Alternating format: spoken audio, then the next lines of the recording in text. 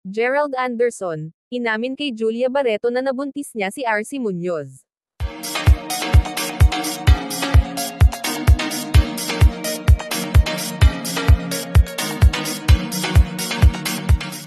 Isang mainit na balita ang yumanig sa mundo ng showbiz matapos aminin ni Gerald Anderson kay Julia Barreto na nabuntis niya ang aktres na si RC Muñoz.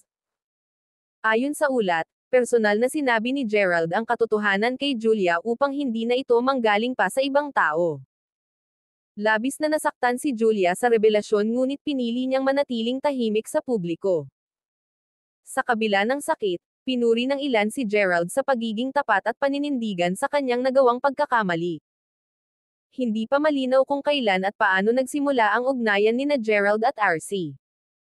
Sa ngayon, lumalabas na kumpirmado na rin umano ang pagbubuntis ni RC, ayon sa malapit na kaibigan ng aktres. Hindi pa nagbibigay ng pahayag si RC tungkol sa isyu.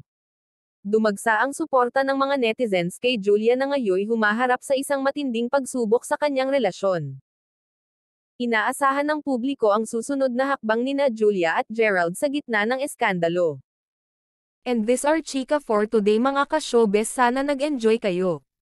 Don't forget to like, share, subscribe and click the notification bell for more updates.